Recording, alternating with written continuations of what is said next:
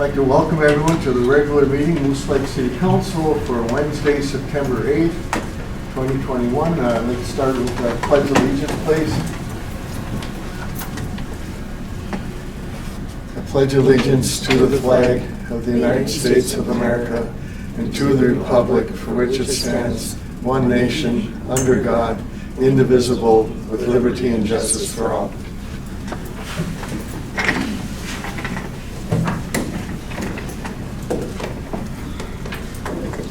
First item is the agenda. Do we have any additions or changes to the agenda? Hearing none, do we have a motion to accept the agenda? So moved. Do I have a second? I'll second. All in favor, say aye. Aye. Opposed? Motion carried.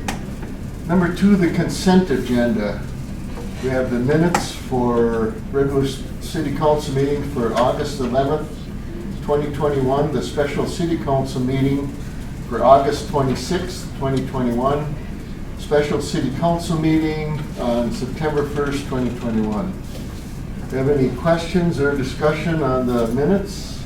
I got one question. If I can find it here.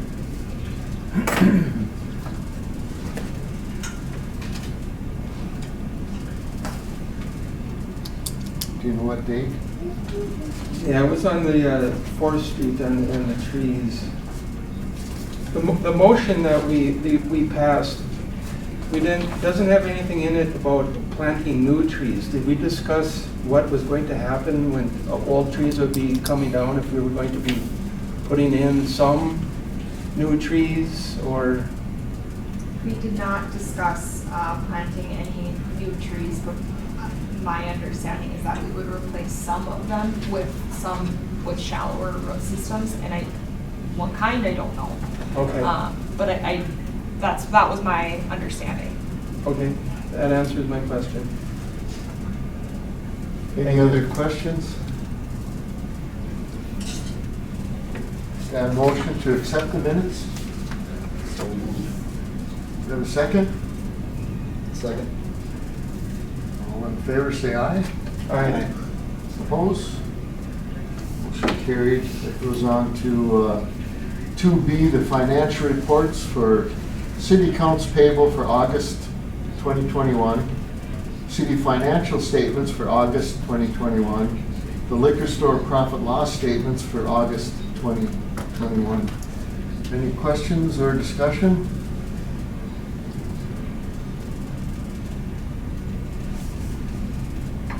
Hearing none, a motion to accept the financial reports.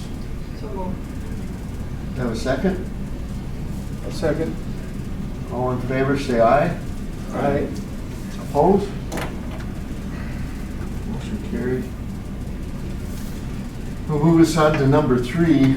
This time is reserved from comments from the public on matters not listed on the agenda. And we ask you please keep your comments to 3 minutes. Wayne, do you want to come up to the podium if you want to discuss? Here? Yes. Yes, sir. Okay, I went down, about a week ago or so, and I was gonna dump down at the leaf and grass dump down there, and it was locked up. Phil said that somebody had set a fire in there and the DNR closed it, and then I went up to the city and asked if they'd open it up, and they couldn't, or, because they didn't have the authority. So, I guess my point, I just really hope that there's something that can be done. I don't know what it is, but I surely hope that there's something that can be done, because pretty soon the leaves are gonna fall, and man, oh man. Some of us, like Lauer there, or myself, if we need to, I can drive all the way out to my hunting land, which is 14 miles away, and dump. Or I could do like Walt allowed me to do all the time we were working at the drive-in, was dump out at his farm. But a whole bunch of people on our block and that don't have that privilege. Nancy on the corner there, you know, and now we're gonna be throwing away plants and stuff like that. And what I'm really afraid is gonna happen is that they're gonna start dumping on the hiking trails, snowmobile trails in the state forest. And it won't, and a lot of people think, well, gee, if I just dump this in the ditch, that doesn't hurt anything because it's gonna rot away in it.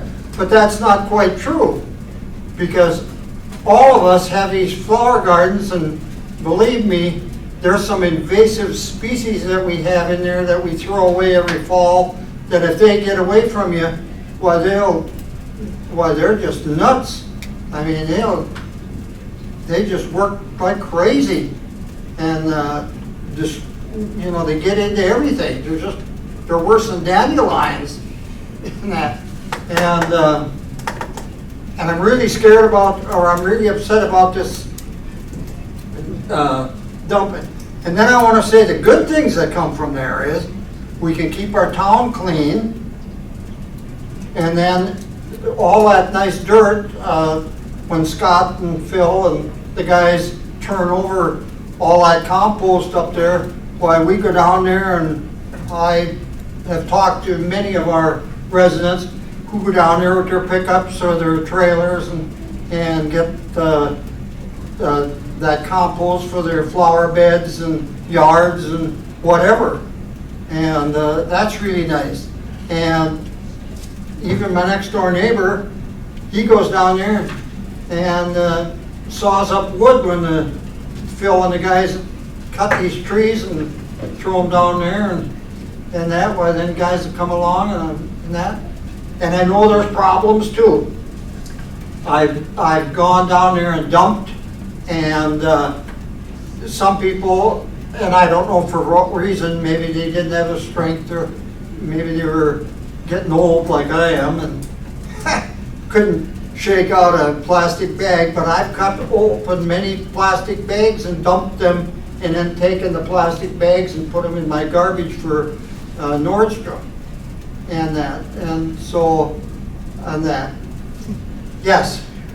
That is an agenda item tonight. We are gonna discuss it about when Okay. we're gonna reopen it. Thank you. Yeah, we do understand all the problems, and we appreciate your coming and speaking. Do you think they're gonna do something? Yes, we'll Okay. discuss that tonight. All right, Yes. thank you. Thank you very much. Yep. Appreciate your coming. Yep, thanks, Phil. Still running over there. Good deal. Good deal. Did we have anyone else want to speak? No? Okay. All right, moving on to number 4, departmental reports. The police chief, Darren. This is for August 2021. Mayor, members of the council, for August, you'll see on the sheet there, we had 251 calls for service. Even though we're still not really handling much for MSOP anymore, we still had about 25 hours into them, still on wrapping up one of our investigations. That's pretty lengthy, so hopefully that'll be wrapping up pretty soon. I know we've been working with the county attorney's office where that's going to go, so that should taper off. Under the self-initiated, we had 88 extra patrol, 39 traffic stops, 27 community engagements. We responded to 73 calls for service, 23 assist to other agencies, and then 1 medical. If you look at the pie chart, I didn't go back very far, but I'm just trying to look at it. I think finally we've reached a point now where we've spent almost 70% of proactive work versus just reactive and responding to things. So if you look at the traffic enforcement, extra patrol, and community engagement, right now for this month, it made up for 70% of it, which I think is good, move in the right direction. ATV trail update. Bill and his crew have been knocking it out of the park. That section of trail behind the hockey arena and public works and stuff going all the way to industrial is just about done. They put the bridge into place this week, and the gravel work, and Harlan and his crew did a lot of the brushing to get that done along there. So we're getting really close to keeping them off the state highway altogether. We need to make contact with a couple of businesses. I was on a meeting with MnDOT today, and we're getting closer and closer to either getting some kind of funding or the right people involved as far as getting a bridge over the Moosehorn River on the opposite side of the walking bridge coming into town. So the ATV Association, talking with Jim Gassert, who's been instrumental as well, is going to do probably some of the sign work, get some new flyers out to everybody. We'll get updated stuff on our websites, different things as well. I know the state park just asked for some updates on where we're at with it, but I'm surprised. Like Bill and his guys got this thing done already this year, and it looks really good going through there. So huge thank you to those guys. And then Greg Bernew too from the county. So a lot of this was done besides our manpower and expense there. All the materials were pretty much donated through from Carleton County. So loads and loads of gravel and rock have gone into that. So there's been a lot of people involved in that. Let's see. I had brought up last time too that MnDOT went and got the pedestrian signs put up, and we got on a walk around town here last couple weeks ago too on some of the pedestrian traffic in town, and it looks like we're going to get a few more people involved. I talked to Mark Gassert as far as some input on some of our sidewalks and trail systems around town, and I think that'll continue to move in the right direction as well. One thing that's been going around is there's been a lot of car problems, not so much in the city of Moose Lake. Pine's been getting hit with it. I mean, there's been a lot of businesses broken into. Route 61, I think, was broken into. I know Mattawa Tavern has been broken into. There's been a lot from Sand Lake Road to South Sand. So just to everybody watching, make sure you're not leaving valuables in plain view. Lock your cars. We have one possible suspect in a silver hatchback type vehicle. So if anybody's seeing anything, one of the reports has been pretty early morning. Make sure you report it, no matter how minor you think it is, so that we can make sure and get these people, because there's been quite a few. I know we had one in a parking lot here where they broke in and took somebody's wallet. I think it was just left laying in there. So just make sure you're not keeping things in plain view and encouraging it. So other than that, I think that's all I have for us, unless you guys have any questions. Thanks a lot, Darren. Thank you to the guys too. Will do. Bill, superintendent report? Mayor, members of the council, yeah, busy month. Like Darren said, we put a lot of time in on that trail. That's going to be a really good thing. It's going to clean up, especially this highway. It gets really busy, really congested. Things are going all over. So that's going to be a good thing. That should be done tomorrow. So that'll be a good one to have checked off. We'll start in the water department here. Water department distributed 14.0 million gallons of water in the month of August. So, once again, another month, we're way up here, right? I mean, we're through the roof. That's normal, because we have our water tower down. We are painting it. So we are, I mean, I hate to say this, but we're wasting a lot of water, but that's the only way town can have water while we don't have water tower. So it's pretty simple. That should be wrapped up, I think, Thursday or Friday of next week. So that hydrant that's running that Wayne was mentioning about down on 4th Street and out by the roundabout, those will be done and wrapped up, and we'll be back to normal, and it'll be good. Water tower is just about done. There's some interior stuff on the inside. Other than that, the painting and stuff I believe is all completed. They got some cleanup and stuff to do, but for the most part, that's about it. Sewer department collected 9.8 million gallons of wastewater in the month of August. Treatment facility. So it's kind of weird, right? So we did this lining project, and usually in September I'm up here yakking about how we got to hurry up and discharge the ponds because we're full, right? We're not full. We're not even close to full.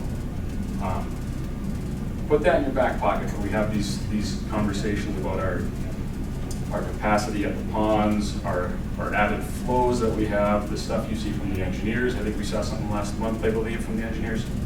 It's showing. It's definitely showing on the back end. I mean, usually we're beating down the MPCA's door and trying to do discharge like the 1st of September and trying to do it right straight through Labor Day weekend. We don't have the storage. We have a lot of storage, and I know it's dry, but I know that project did something huge, because I might be possibly just looking at one discharge for this fall, where we usually did 3, which is huge, because that's about 40 million gallons of discharge. Which, now keep in mind, if you treat that with ferric, you're running somewhere around $4,000 to $5,000 per discharge to treat that water. So I mean, we're saving a lot of money. I mean, I couldn't tell you how much, but we're doing this in leaps and bounds. We're doing this in big numbers. So that's a good thing. Like I said, I wish I had some hard data for you, but I don't. There's too many odds and ends and little pieces to this to put together for right now anyway. This winter, if I get some time, I can. But the sanitary sewer cleaning program, the year 2 portion of this, I might have touched on this last month. I might not have. That got wrapped up right at just before, I believe, or during the last council meeting. Yeah. So that's all done. That was about 19,000 lineal feet of sewer pipe that was cleaned. The lining project, as you see in our engineering notes, that one's, we still got to do that one yet this fall. It's on everybody's radar. We're just kind of waiting for the contractor to figure out what they can do for staffing. Street department pothole filling is as normal to the public. If you see a pothole or if there's a bad spot in the road, just call us. Let us know. Especially this summer, I have had 0 time to drive around and start looking around at what needs this and what needs that. This year's been spread so thin, I don't even know where it went, but it's gone. So if you have a concern, please call. If you can't get a hold of us at Public Works, call City Hall. They pass it right through to me or to my guys. It's no problem. Road patching, we do have some pretty good sized road patches, a couple of them worth about 20, 25 tons, so they're pretty good size. That puts you about 15 by the whole width of the road, so 25, 30 feet wide. So it's pretty good size. We're going to start on them hopefully next week. If not, it'll be the week after. But we do have that snow coming. It's everyone doesn't want to think it's coming that quick, but it's coming a lot quicker than we think. So we got a lot of work to do. Campgrounds, they're running okay. We're doing fine down there. The maintenance side of things is running good. Cemeteries, for the most part, business as usual. Burials are happening almost weekly. Last week was 1. Week before that, I think was 3. It was quite a few. So spread really thin. We moved pretty good. So that's all I got. Questions? Thanks, Phil, appreciate it. Pass the thank you on. Will do. Thank you. Moving on, technology and library report. Katie. I don't have anything for either. Anybody on the committee have anything to pass on? We haven't had our library meeting yet. Okay. Liquor store report. Elaine is on vacation and she didn't get anything to me before she went on vacation, so I don't have anything for liquor store. Anything on the committee? No, we're still waiting to purchase the ice machines before the end of the year. Moving on to 4E, city engineer. I just have a couple of things that one Phil mentioned and then the rest we'll be covering later on. But the big one is the Trunk Highway 73 Trail Project Phase 1. You're gonna yell at me, aren't you? Sorry. Trunk Highway 73 Trail Phase 1 project. The project is started, or will be started next week. They're going to focus on the County Road 10 portion and finish that up with pavement and everything before the snow flies. So after that, then they'll start to meet in the middle, so they'll have 2 crews on site. Hopefully by the end of this fall here, they'll just have to pave, and they'll pave right away in the spring and be done with the project. But that's it for that. The other thing was, Phil had mentioned the lining project. They had some staffing issues, and so we gave them a substantial completion date of 11/1 with the understanding that we will not extend that. So we'll see what the next couple of weeks brings with the lining project. But everything else I believe we'll be covering later on. Let's say they can't make that deadline. What is our steps we're going to take? We'll start assessing damages. What is it called? LDs, liquidated damages. Yep. All right. Anyone have any questions on engineering? Again, anyone's welcome to sit down. The last one was a Zoom meeting. So if anybody is interested, they can get it from Katie if they want to come into it. Moving on to the Chamber of Commerce updates. I think Alyssa has that. Well, I'll just talk about it. They, the 2 things that they have coming up are the Brew Fest and what else do they have? They have something else. Oh, the annual raffle, which will be at the Brewfest event. Brewfest will be at Gampers on September 18th. So tickets are available, but that was really all they talked about for new events. Yes, they're kind of winding down all their events for the summer. Sounds like everything was a success, all the different events, so. We have nothing on previously discussed business. Moving on to 6, new business. 6A is the 2022 budget presentation and set the initial levy. So the 2022 preliminary budget here, starting with revenues, the general property tax levy with a 0% rate increased about $30,000-ish. So the 2022 number is about $625,000 from property taxes. Sales tax we kept the same from year to year, $225,000. LGA is set to increase about $19,000. Our transfer from power and light remains about the same. And then we saw a fairly significant increase in our campground revenue this year, so I bumped that up about $30,000 to $130,000. Next page are expenditures. For expenditures, just some things to note. We'll go through them by department here, but the elections budget was added back in for 2022. We always have an operating transfer to the DMV of $20,000. Wage increases are included in these budget figures, and then health insurance, they gave me an estimate of about 7% of an increase is what to expect, but they won't have final numbers until probably December. Next page, departmental overviews without CIP funds included. General government increased about $41,000 due to some insurance figures that were much higher than what we were anticipating for 2021. Your guys' council budget remained the same. City administration increased about $16,000. Elections was added back in. The community center remained the same. The police department increased about $19,000 due to some wage and health insurance. Our building inspector department remained the same. Public Works, we reduced that about $20,000 because if you remember in 2021, we budgeted for an overlap of 2 full-time employees, so wages, insurance, all that. So we took that out for 2022. The recycle shed increased just $250 for wages. The depot increased about $700 due to some contract amounts. Parks and Recreation, we reduced that the expenditures in that department by about $15,000 just for some wage, truing up some wage amounts. Gardens increased about $500.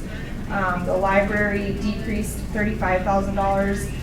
In 2021, we budgeted for a full-time librarian, which includes obviously wages and insurance. So in 2022, we have a part-time librarian, so true that number up.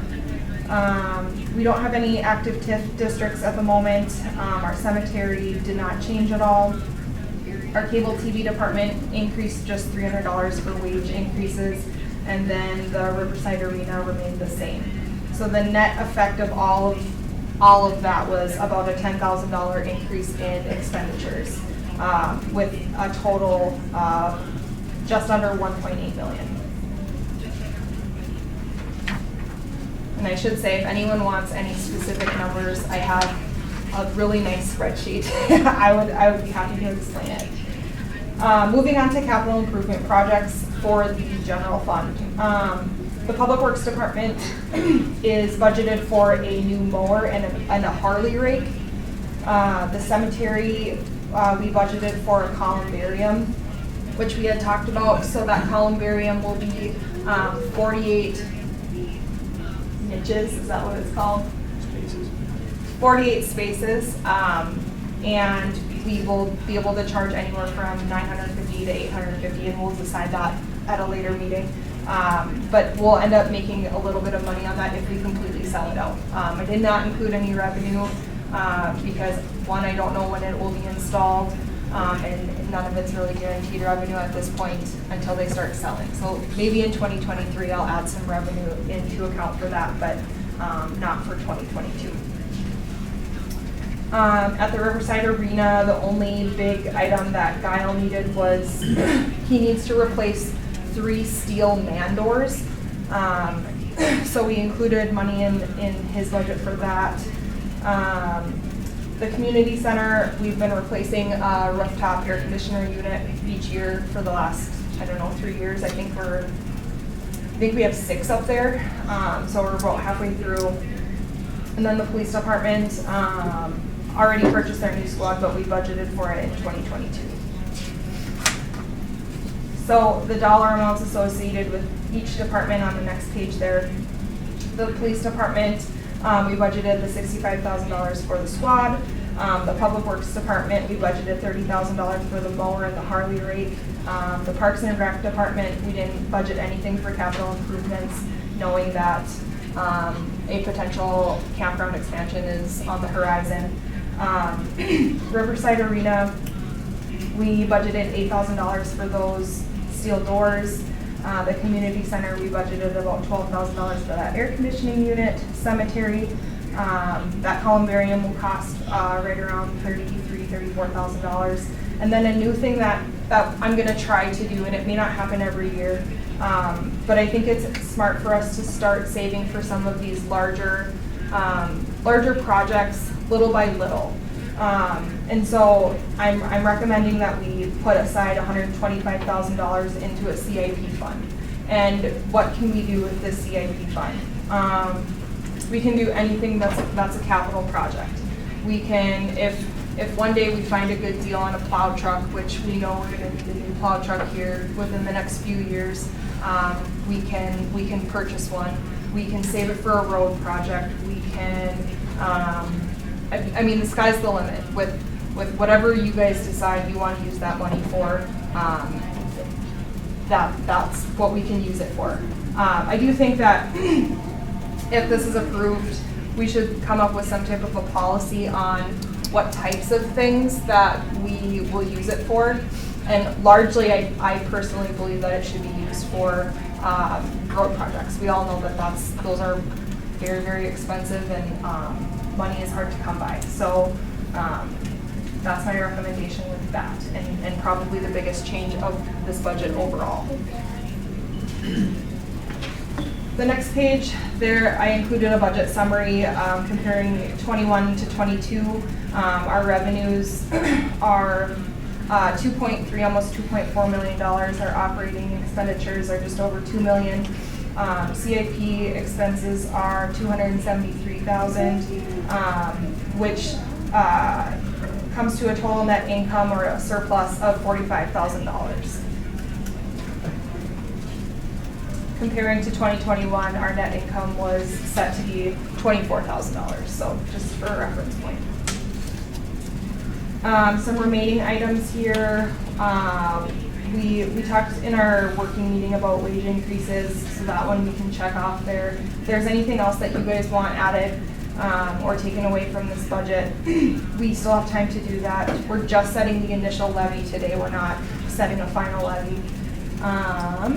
Some other things, the liquor store budget doesn't need to be fully decided on, although it is largely complete unless you guys have any changes that you would like made. And then same thing with the utility rate increases and the DMV budget. None of that needs to be decided on tonight, but I do have it all somewhat prepared. The next page here just kind of shows what our property tax rate is compared to other communities around us that are similar to our size. So we're right in there. I think we are a little bit, we're a little bit more expensive than, or I'm sorry, less expensive than Barnum, a little bit more than Carlton, Proctor, and then Willow and Breccia are included on this also. moving on to some historical levy information. This just shows our tax rate, and I think it's important to note that our tax rate has stayed the same since 2019. So we have not changed the rate at which folks are taxed. Where people are probably seeing a difference is their value of their homes are increasing, and that is set by the county assessor's office. So with the same tax rate, our tax levy would be $751,594. Our tax capacity increased about $50,000. And then the other two figures down at the bottom of that slide here just shows our taxable market value compared to our non-taxable market value. We are about 29% taxable, which means we are about 70% non-taxable, which is largely for the state facilities, the school, the hospital, things like that, the churches. Next page there. The next few pages here are our debt service payments and schedule. So we take a little bit of money from our tax levy to put towards some of our debt service. One of those being the 2011A bond, which covers this building here. We take $41,000 from our tax levy to pay that bond. Next page is Park Place Drive, the 2014A bond, which is the Park Place Drive bond. We take $50,000 from our property taxes to pay that bond. And then the last one is the 2017A bond. We take about $35,000 to pay that bond payment, which that one was for 3rd Street in Kenwood. And then the 2020A bond was the upgrades to the cable TV department, and those that bond payment comes from the proceeds of the franchise agreement that we have with MediaCom. So no property taxes are used for that. Moving on to the water fund, water revenues rather. I budgeted a 15% rate increase per the rate study that was done in 2020. And the reason for that rate increase is because we need to start building a fund balance in our water fund to pay off the bond that we had to take out for the well house. So with a 15% rate increase, our rates are set to increase about $45,000 from 2021 for a total of $351,000. Expenditures increased a little bit due to some capital items, which I'll talk about in a second here, but they're set to increase about $10,000 or $11,000. Bringing our net income to $27,000, and that is with a 15% rate increase. The next page there shows if we increased rates 10%, the recommended 15%, and then 20%, and the associated net incomes anywhere from $12,000 to $42,000, depending on what decision you guys make there. And then I did include with a 15% rate increase, what residents can expect to see for a dollar amount. And I used those same graphs that were included in the rate study, use the same information from those graphs rather, with a 2,000 gallon user, 6,000 gallon user, and a 12,000 gallon user, and they can expect to see anywhere from $3 to $17. It really just depends on your usage. That's a month? Yep. So an average home of 2 people is 2,000 average, right? Yeah. Yep.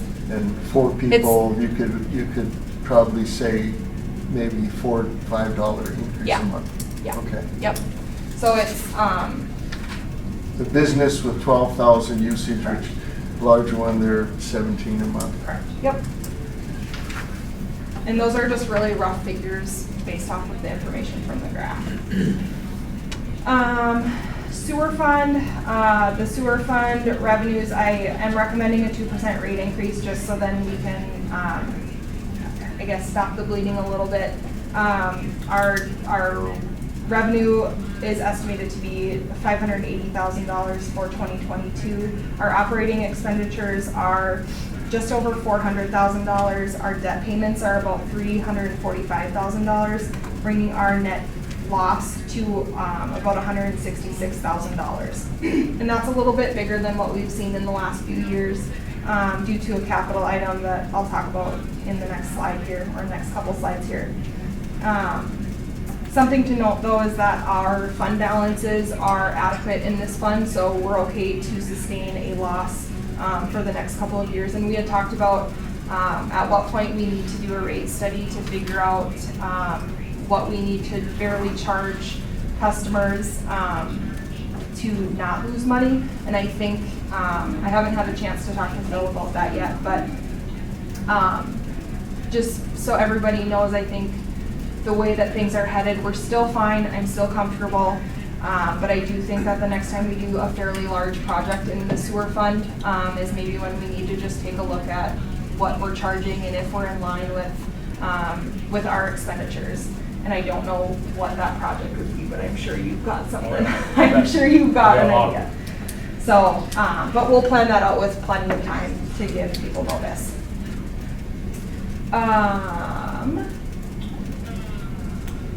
Let's see, sewer rate increase options. I gave just a few options here, 1%, 2%, and 3% with the associated net losses, anywhere from a net loss of $167,000 to $165,000, just depending on what rate increase we choose. And then the average impact to a customer per month is anywhere from 30 cents to 80 cents per month. So it's a pretty minimal increase per month. 2%, just for the public, 2% would be 55 cents per month increase, Yeah. which is very minimal. Yep. So the next page here is the capital items in the water and sewer fund that are included in the 2022 budget. We always budget in the water fund for water breaks, and if we don't have to use that money, that's wonderful, but usually we have at least one pretty nasty water break, if not more. And then Phil also needs a water line locator, which is right around $10,000 to $11,000. In the sewer fund, we are budgeting for another lining project. And then we are also budgeting for, you guys got the information at our last meeting, for a new grinder for the main lift station. Bridge lift station. Bridge lift station. That's what I meant to say. I know. So those are the CIP capital improvement projects in those funds. Moving on to the liquor store then, I didn't change anything for revenue because we didn't have I don't have a full year of non-COVID information. So I didn't feel comfortable making any large changes. I think after this year is completely finished, I will be comfortable making some of those changes, but I'm just not there yet. Our expenditures, you'll notice our expenditures decreased because I made a mistake in 2021. So I corrected my mistake, and our expenditures decreased about $10,000, making our net income about $82,000 for 2022. Capital items that we budgeted for are a condenser for the walk-in cooler, that big walk-in cooler. We budgeted for an island cooler, the display cooler that's in the middle of the bar. And then repair and replace some trim outside, and then there's that ugly post as you walk in. We want to make that look a little nicer. So that was included in there also. Moving on to the DMV, I left revenues the same as 2021. Our expenditures increased just a little bit, just over $1,000 in 2022 due to some wage and insurance stuff, which the net effect of that was a net loss of about $19,000 for 2022, not 2021. And that number includes the $20,000 operating transfer from the general fund. So levy figures here, this is what we need to decide on tonight. Anything else in this budget can change from now until December. But the one thing I need a decision on is a levy, an initial levy. And so I gave what a 0% rate increase would, the total levy would be for that, a 1%, 2%, all the way to 5%, and what the changes from last year would be. And like I said, that's the only decision I need, but I'm also available if you guys have any questions or anything you want me to clear up. Any questions from the council? I would suggest a motion of at least 2%. As you can see, that just would cover any possibilities between now and December, and if things stay the same, we could easily go again with 0. That being said, do I have a motion? Question, we don't have any, in other words, we can't add December. Correct. We can't go up in December. We Correct. can only go down. Correct. Correct. And in years past, 2% has been like average of what we've set for a rate increase, and then the past few years we've been able to reduce that to 0.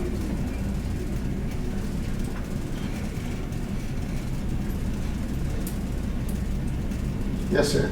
So moved on the 2% for the first 2 months, 3 months. Do I have a second? Any further questions? All in favor, say aye. Aye. Opposed? Motion carried. Thank you, Katie. Moving on to 6B, ordinance 81B. This is a Minnesota Energy Resources Natural Gas Distribution System. So this ordinance has been in the works behind the scenes for a few months. It's just to replace our ordinance 81A, which is the same, similar in nature. Wording is all a little bit different. Our attorneys have been involved in the amendments that have happened from what was originally proposed to this, and they recommend this being passed. I think I looked back at the original ordinance, and it didn't have a date on it, but if I'm making any assumptions, I'm assuming that the first ordinance was passed in like the 70s, sometime in the 74. Yeah, 74, 76, something, and it was a 22-year ordinance. And then another one was passed in 1996 for like 25 years. So these are long-term in nature. And they both have timed out. Yep. So this had to be updated and went through our attorney. Now, this is not, there's not a timeline. If the council wants a month to read through it, since the first time you've seen it, that's fine, and it'll be on the agenda next month. Mr. Mayor, I read through it, and I just want to make sure that we all are understanding this franchise fee in section 8. We can decide yearly how much we want to get from them, not to our customers, but from the gas company. And then they have to approve it by their commission. And I think that we need to stay on top of that, and we should do that yearly. So it's fair for our customer, or for the citizens as well. I mean, the city should be taking in money from the gas company. Since, again, we have 30% of the citizens are going to tax. So Yep. I'd just like to make sure that we're reviewing this every year.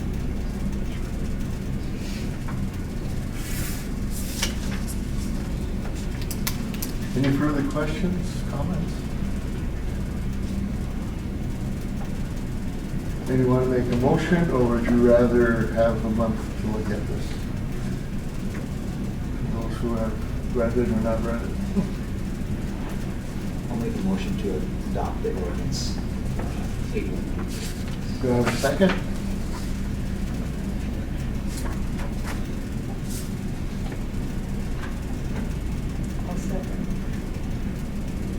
Any further questions by anyone? Hearing none, all in favor, say aye. Aye. Opposed? Motion carried. Thank you. Moving on to 6C, the Trout Company's change order number 2. Katie? So this change order was for the sealing of the old wells, and we didn't know the actual cost of it until they had gotten in there and did the work. The total, I think we approved up to the estimate, which was $35,845.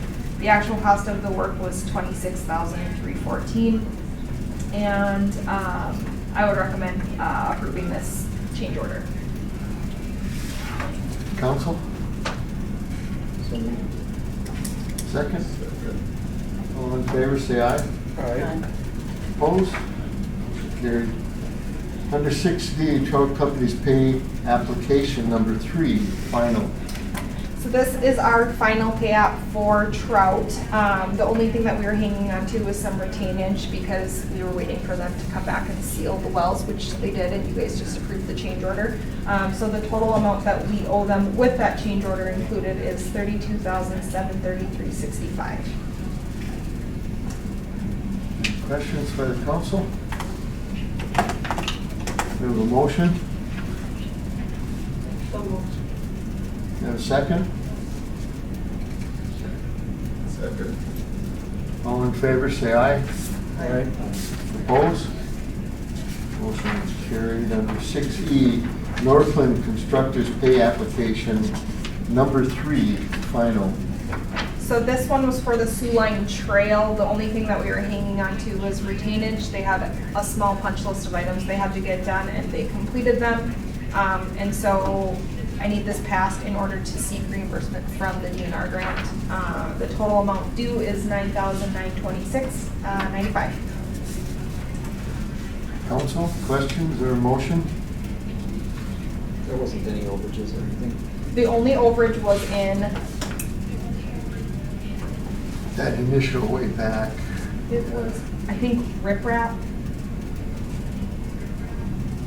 Along the edges. It wasn't included, but we entrance. needed it, correct? It was, they estimated 203 cubic yards, and we actually needed 275. Motion to approve. Have a second? Second. All in favor, say aye. Aye. Opposed? Motion carried. Right on to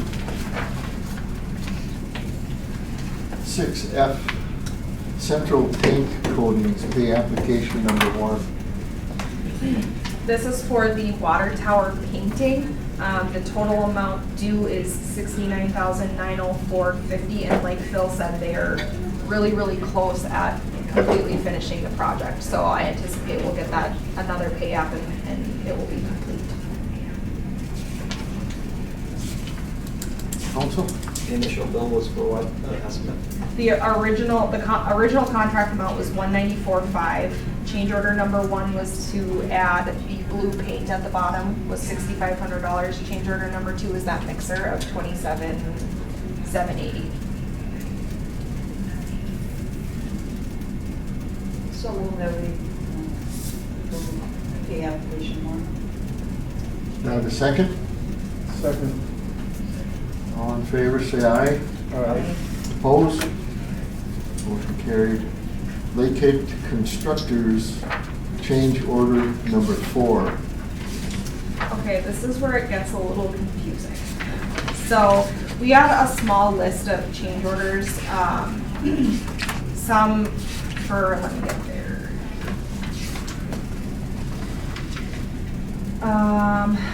The change orders, and I just have them include them all on one. There's a change order for a pressure reducing valve delay and remobilization, additional masking and taping in the pump house, a delay because we wanted a 30-day wait period before everything was kind of handed over to us. We had some bad soil that they had to replace on Douglas Avenue. There were some water main parts that needed to be replaced when they had opened up the road. Some concrete sawing at the old pump house, and then extra bituminous at the new pump house and old pump house. So all of those changes, including the change orders that we already approved, totaled $41,942.40. And I say that because there are things that Lakehead did not do per our request. And those resulted in a credit, which is what we're gonna talk about next. So our engineers are recommending approving change order number 4 for a total of $25,783.51. But then we'll approve a credit in the next item here. Is each of these changes occurred during the construction?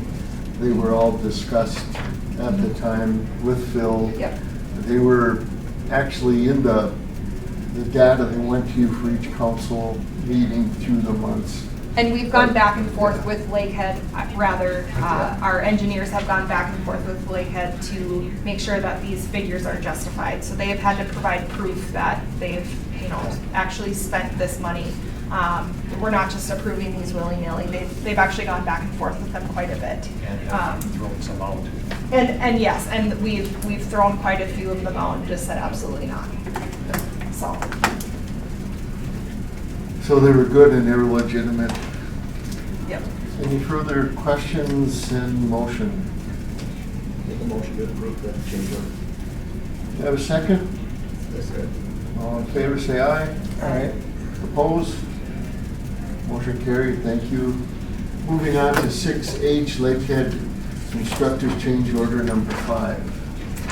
Okay, so the change order number 5 is a credit, and the two items were a pressure reducing valve.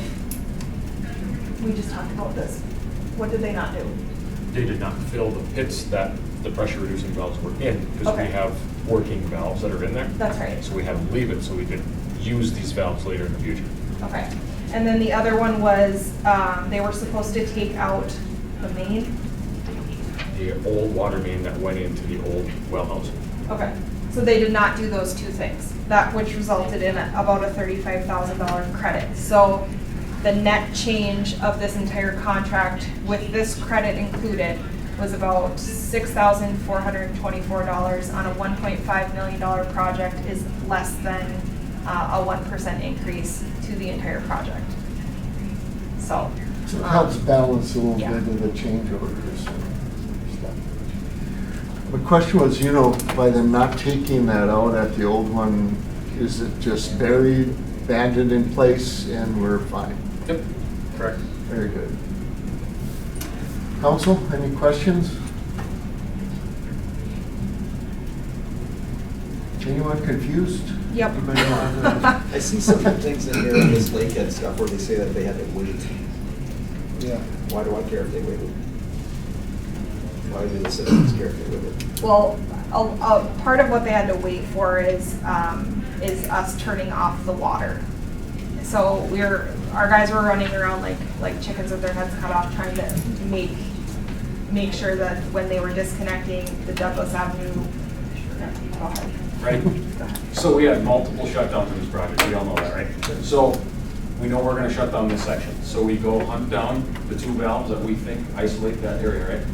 We even went back to more valves because we learned the first time we can't rely on the first ones.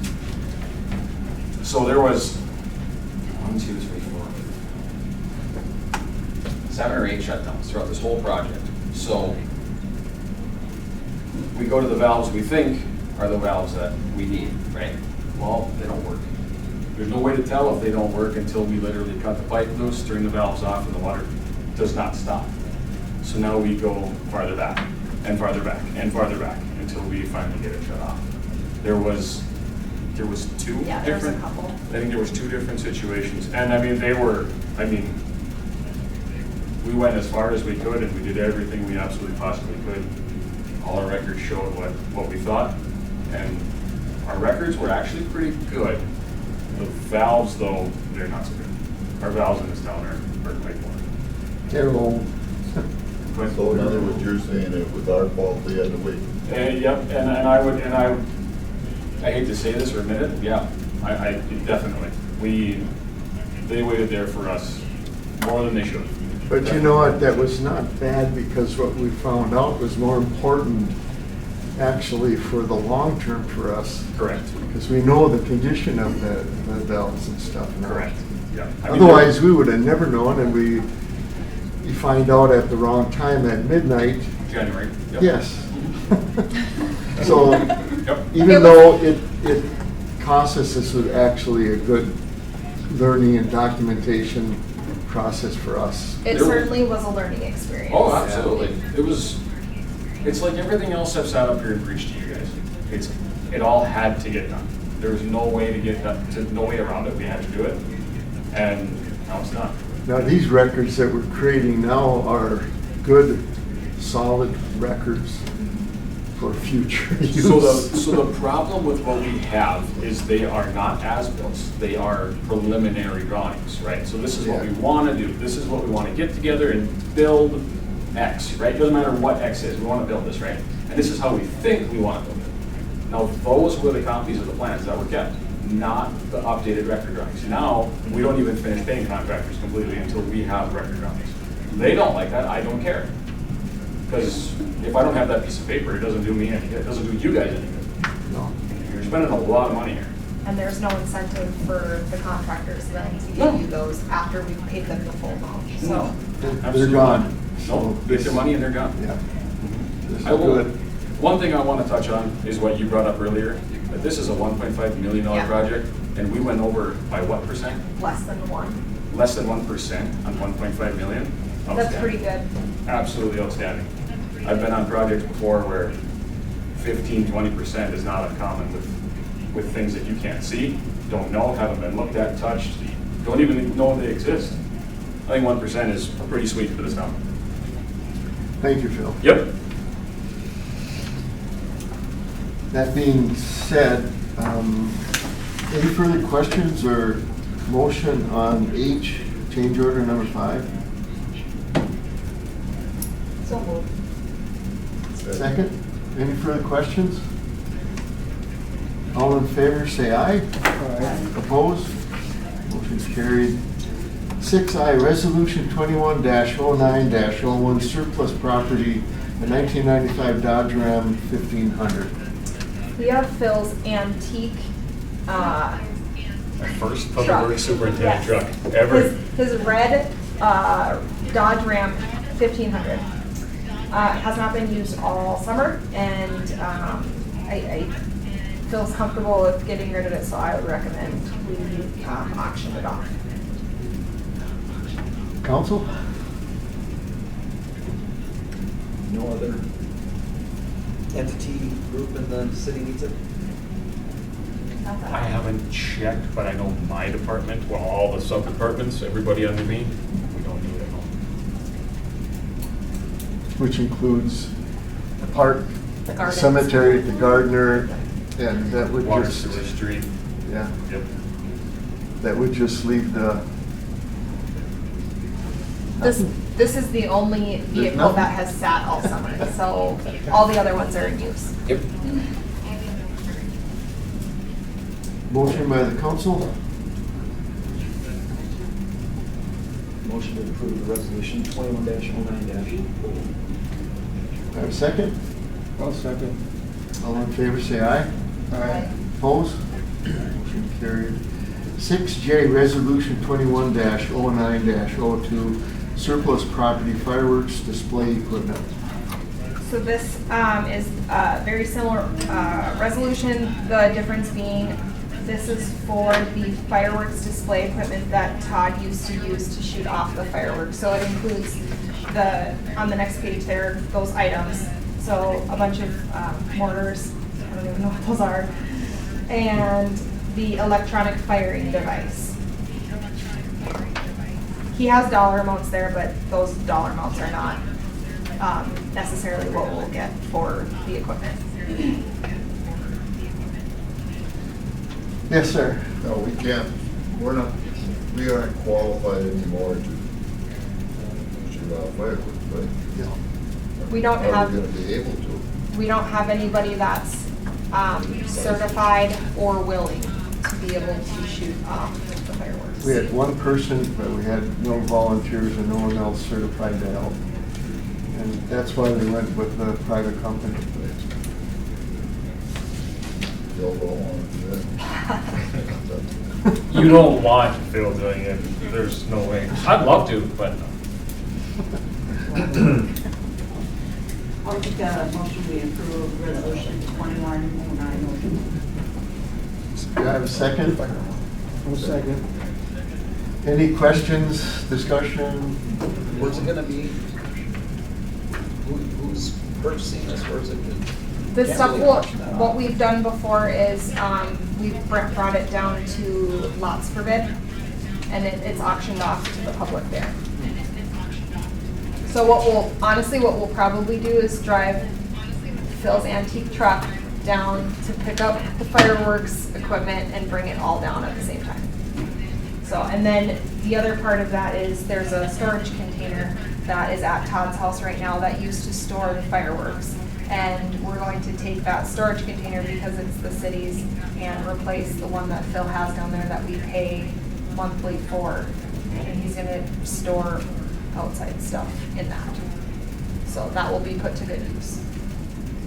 So there's no liability to the city if someone buys these, would be considered illegal fireworks in the state of Minnesota and gets hurt using them? So they're not actual fireworks, it's just Just what the you, mortar tubes? yeah, what you Okay. put, I think, what you put the Because it's like fireworks mortars in. on The it. mortars, they're tubes, they're just a bunch of tubes. Okay, just wanted to make sure. But it's not actual fireworks, because then, yes, that would probably be frowned upon. That's what I was confused. Thank you. We did have a motion and a second, correct? All in favor, say aye. Aye. Opposed? Motion carried. That brings us down to K, Resolution 210903, Charles Martin para approval. So this is to approve Charles Martin, who is a part-time police officer, to be allowed to be under the para plan, the police and fire plan. Do you have a motion or questions?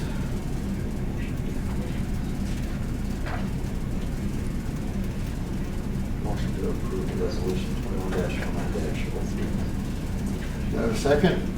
Second. Any further questions? Hearing none, all in favor, say aye.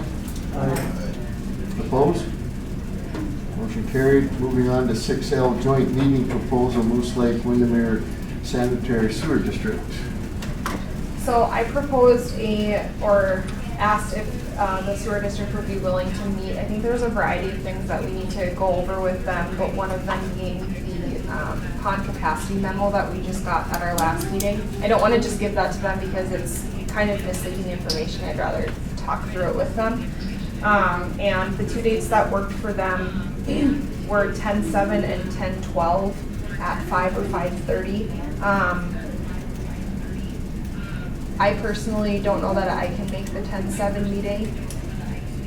So does anyone have anything going on 10/12 and would be willing and able to meet in a joint meeting with us and the sewer board, or whoever can make it from the sewer board?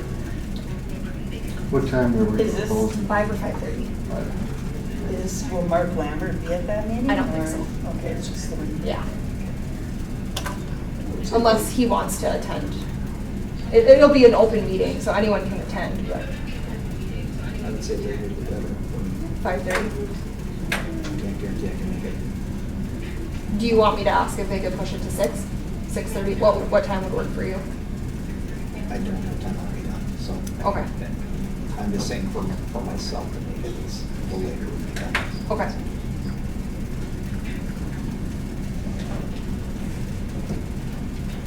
So date work for everyone else? 12? 5:30? I'll check with them to see if they can push it back and what time they'd be comfortable pushing it back. And I'll send an email out and I'll post whenever I get a final answer. Thank you very much. Moving on then to 6M, the brush pile. I think we all heard earlier what some of the community thinks. I think we've got a lot more calls on it. also. Yeah, so this is on there because I'm not opposed to opening it back up. And we actually just found out today that it was potentially an accident, what happened. I think they dumped embers, maybe. And it was just very, very, very dry.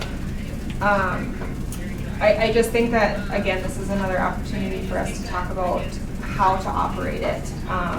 Phil, how many calls have you gotten over the last 2 weeks? 6 to 7 a day. Okay. And that's not counting the people that's not making it. Okay. So this has been a hot topic, and it's kind of frustrating though, because a lot of the people that have called are contractors, like tree removal services, and the services that they're providing are not in Moose Lake. So there's how many a day? Well, that one day I talked to you, there was 4 contractors involved, just the first day. Right. So that tells you that, or I guess that tells me that there's a lot of people not paying taxes here that are using the brush pile. And that's not even my biggest problem. My biggest problem is, or concern rather, is somebody accidentally or purposefully lighting that on fire. We're lucky that it hasn't happened previous to this. This was the first time that I've ever experienced or heard of anything like this before. So that being said, my recommendation is that we somehow limit the hours so that staff is here to monitor it after, that's the last thing that Phil or the guys do, is run through the brush pile and lock it up after they've run through it. So it would mirror the hours of the Public Works Department would be my recommendation, because we don't have a lot of staff here on the weekends to do it. What we talked about in the past is having the recycle shed attendants monitor that, but they can't even see that from where they're sitting. The building is over there. Yes, yep. And I'm not sure what the logic of putting it where it Initially, that was not for contract use, that was for residential use only. So. But there's no way for us to sit there and No. monitor it, Well, unfortunately. we could really advertise and put a sign up that this is for residential use only. I know we opened it up to the township. This goes back into between 2005 and 2010. It opened it up to before it was just city residents only. And we opened it up to the townships. But we did not, the idea was not for contractors to use to dump all their stuff. I mean, they can fill that up faster than any residential. So- Doesn't the township have its own? Yep. We do. They shouldn't even be dumping in there. Correct. But we would need to, if we change it, we would need to advertise and tell the town, to everybody by signage. This is for Moose Lake residents only, and it's residential use only. The people that I have complained to me, I don't think the closing it at the time, the hour for the public works, because people come home from work and they do their yard work, and there's no possible way they can be down there by 4:30. And weekends is a big time when people do their yard work, so I don't think that would work at all. Yes, sir. And the next step be that we plan, we move recycle facilities along with the setup there with the gate and everything else. So when recycling is open, it's open. So it is monitored. I don't know how expensive it is to move a building. I would imagine it's pretty expensive. And actually that building is Carleton County's. So Carleton County does all the maintenance to that building. So I'm not saying it's impossible, but I am saying that we don't own the building. Before I recognize Phil, I'll go back to what you said about the person in the recycling controlling that. That's what we used to do, and it became very hard for the person doing the recycling, monitoring the people coming and going and having to tell them they can't dump. It became a real argument with them, with people coming and going. trying to tell them, no, you gotta get out of here, you can't dump here. It became, for them, the people working in the shed, on the weekend, it became a real argumentative thing for them. Because people tried to dump all the time. They should not have been going into Well, if it's during their normal hours, they aren't there, it's locked, just like it is right now. Yeah. So if you say things, if you open it up when Bill is working and close it when Bill's not working, Yeah. so. I know. It's not an easy fix well, to hire somebody on the weekend Right. to, Well, sit there and- recycling open on Saturday morning, so I Yeah. think what people figure out when they can, they could use it. Yeah. but if they're gone, if nobody's there, then you're gonna get people in there that shouldn't be dumping. And maybe we can live with that one time a day, but still post it residential dumping only, not contractors. Phil, please. So two things I want to touch on. Chris, one, yep, you're right, the township has their own site down by the Oldham Field. It is locked all the time. In order to get in there, they have to call their township supervisors. They go down there, let them in whenever the township supervisors can get there, right? So it's extremely inconvenient for someone in the township to use the township dump or brush piles, right? Because, well, so-and-so can't get here for 2 more days and whatever, I have to wait that long, right? Well, when ours are wide open, well, I can go right down to Moose Lake and get rid of it right now, right? Great. I've been to their pit, which is the same place where the brush pile is. They burn their brush pile, well, once every 5 years. It's half the size of ours is in 1 year. And we burn Ours ours is twice a huge. year. Do we burn ours twice a year? Well, like this year, we're gonna probably burn it, we're probably gonna burn it in November if we get enough snow, and then we'll end up burning it again in March. You know, like all, like excavators, the excavator rentals that we've had, they're spent 3 to 5 days up there cleaning stuff up. I mean, there's a lot, I mean, it's an expense to the city, and I personally, I don't think it should be the taxpayers' financial responsibility to take care of that. There is a lot of that comes in, you're not gonna believe this, but a lot of it comes from the metro. You have to pay to get rid of it, metro. You just wheel in here anytime you want, don't cost you a dime. Because they're all coming up, because they have cabins around 3 lakes up here. I've talked to many of them, and I've chased many of them out, I'm surprised no one's gotten complaints that their public works superintendent was down there throwing a fit because he chased them out of there. So there's a lot more that goes in and out of there than you think. And for us to have a pile that big, that fast, that's a lot of volume. Not to mention, if we have contractors dumping in there, and they're charging for the work they're doing, why aren't we charging a fee for them to get rid of that? Well, I agree with that. Right, totally, right? Totally. I just think if we don't do something, we're penalizing our citizens in the town of Moose Lake, 100%. and they can't bring their stuff there because this other, And to Ted's point, Ted, you made a comment about putting a sign up. Isn't there a sign up? There's a bunch of signs up, but Okay. you know my philosophy on signs. So, and my philosophy is probably very similar. Right. It's very easy for somebody to ignore a sign if someone's not there enforcing what that sign says. So I don't think if we said no contractors, I don't think that the contractors would listen. If we said no township, only city residents, I don't think that that would really realistically happen. You'd have to have somebody there. You have to Yes. pay him to sit there. Yep. And the people that are running the shed, recycling, that's a big responsibility for them to take on. And you probably have to pay them more to do both. How many days is the recycling open? Wednesday, let's see, Saturday, Friday, Thursday, Wednesday, 4 days a week. Yeah. I don't know, my opinion is absolutely no contractors or township. I'd like to see us put up signs, people go in there and disobey it. That's what they're gonna do. I would like to see it open every day. Would like to see it open on weekends for sure. And I would like to see it open later in the evening to give people time to be able to get in there.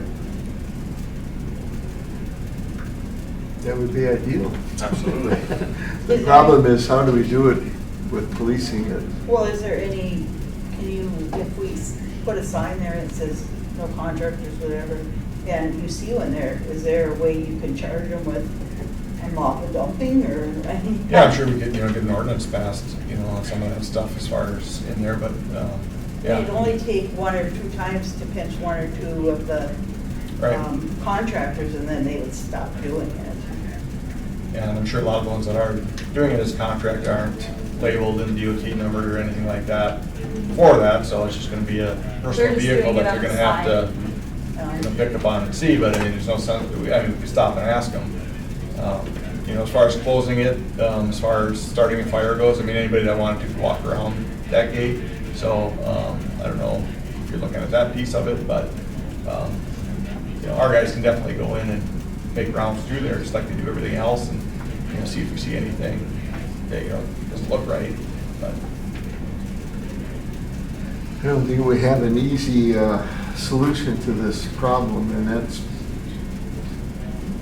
I can't remember the year it was, but like, I'll just say 2008 when we opened it up to everybody because they couldn't come up with a solution, but yet we wanted the residents to be able to dump their leaves and branches and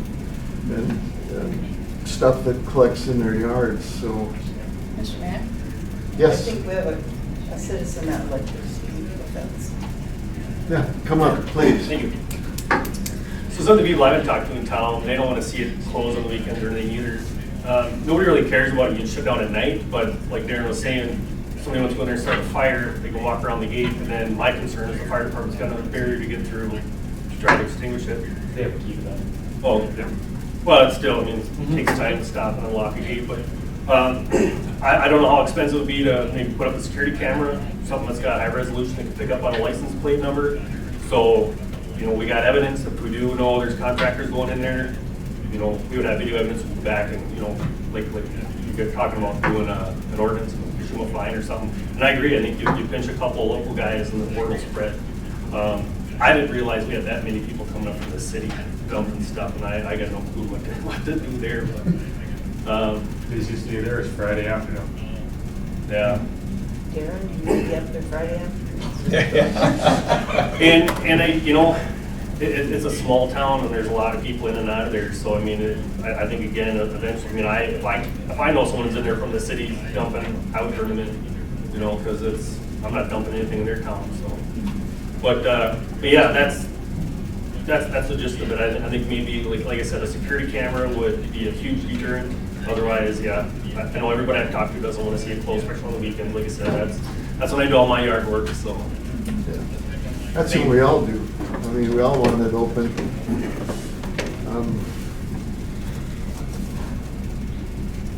I think right now it sounds like the fire hazard is over. Yeah, I pretty think the DNR reduced the Yeah. fire risk to moderate or something. I think we should open it like we have had it open, and then develop kind of a policy. We're gonna have to put one together, and then advertise it and post it and go from there. But I think now probably be good just to open up like it always has been. I know we're gonna have a problem, same problem, because now there'll be twice as many people dumping for the first week after we open it. I don't know how you stop the contractors unless we do something Well, I think immediately. I think we've been educating them as they call in, and they say like, hey, I'm a contractor who does tree removal, da, da, da, da, da. But it is not for, It's residential. yeah, it's for residential, and I don't think the intent of it was ever to be somewhere that you put like a full tree. I think it was for lawn clippings and leaves and things like that, and it's just kind of grown and grown and grown over the years. Well, maybe if they want to dump their, we should be paid what they're paid to dispose of the, That would be charge them a fee. That would be another option, is checking to see how much other I mean, I don't have no idea what you pay to go to Carleton County and go dump or wherever else you could go dump. I have no idea what people charge. So that would be another thing to look into. Another option is to have it open like we have, which you guys are during the day. Saturday probably is one of the worst. We could lock it Friday night, but then to open it up on Saturday morning till noon, then we'd have to have an officer unlock it on Saturday morning and lock it at noon. That's the only personnel we have on duty, and that gives them another responsibility. Yeah, and it's not. I know. And noon is not, I mean, it would need to be open longer on a Saturday. That's when people starting their work is 10, 11 o'clock. I know I've told you guys kind of what Carleton does, but Carleton does have their recycle shed in where they do their brush pile. And they're open only when the recycle shed is open. So if the recycle shed isn't open, you can't dump. And it's a better date than what we have, so, but that's just what another, I know. Maybe that is our solution, and we'd have to pay whoever to do that double duty. Maybe it's worth it. Is there, I mean, can we look into how we could move that building or the cost to move it? I know it can be moved. I mean, that can be done. How many days would it be open then? And would it be open I on? think that's on what the weekends? we'd have to decide. I think we should open up right now for use. We've had it open all this time anyway, through the years. But then we need to develop a policy exactly what you're talking about. We probably need to move the building. We need to pay somebody to do the double duty and figure out the days and the hours, probably matching when they're open.